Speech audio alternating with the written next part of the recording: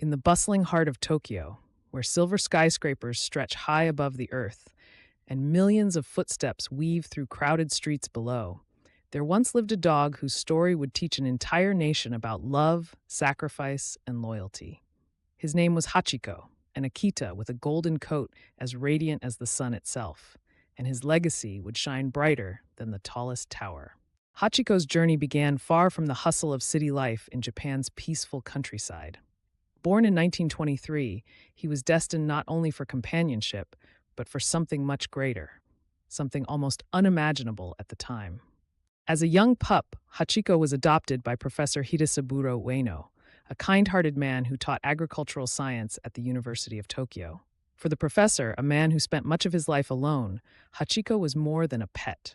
He was a friend, a partner, someone who brought warmth into the quiet corners of his world. Together, they formed a bond that could not be broken. Every morning, without fail, Hachiko would accompany the professor to Tokyo's Shibuya station. It was a ritual shared between man and dog, a simple walk to the station, a final pat on the head, and a grateful wag of the tail before the professor boarded his train to work. And as the city ticked on through the hours, Hachiko would return to the station every evening precisely on time to wait for his beloved friend's return. It was a sight that became a treasure among the people of Shibuya. Vendors, station attendants, and travelers all grew fond of the golden-furred dog who waited, always with bright, anticipating eyes and a tail that wagged whenever the train arrived. Hachiko wasn't just a companion to the professor. He was a subtle yet profound reminder of love's simplicity, a guardian to the hurried station, and a reflection of devotion amid the chaos of everyday life. But one ordinary day in May of 1925, the rhythm of their ritual came to a halt. That morning, Professor Ueno patted Hachiko's head one last time before stepping onto his train. And that evening, the professor didn't return. While working at the university, he had suffered a sudden brain hemorrhage. He passed away without warning, and his absence was palpable across the lives he touched. Yet Hachiko didn't understand. He couldn't know the finality of death. That evening, Hachiko waited at the station. He waited as the train arrived and departed.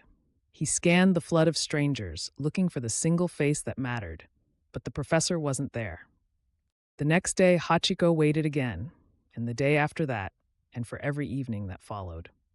Days turned into weeks. Weeks slipped into months. The professor's family moved away, leaving Hachiko behind, but the faithful dog refused to abandon his post. He couldn't know the finality of death. He waited as the train arrived and departed. He scanned the flood of strangers, looking for the single face that mattered, but the professor wasn't there. The next day, Hachiko waited again, and the day after that, and for every evening that followed. Days turned into weeks. Weeks slipped into months. The professor's family moved away, leaving Hachiko behind, but the faithful dog refused to abandon his post. Every evening, without fail, he made the journey to Shibuya Station. It didn't matter if the rain poured or the summer sun blazed. Through icy winters and humid summers, Hachiko sat at the same spot near the station stairs, waiting, hoping. It wasn't long before his story began to spread. The station workers, touched by his loyalty, began caring for him, offering food and shelter when the weather grew weary. Strangers began to take notice, writing about him, celebrating him as a shining example of unwavering devotion. His image appeared in newspapers across Japan, and Hachiko became something more than ordinary. He became a symbol of loyalty so enduring it seemed almost otherworldly.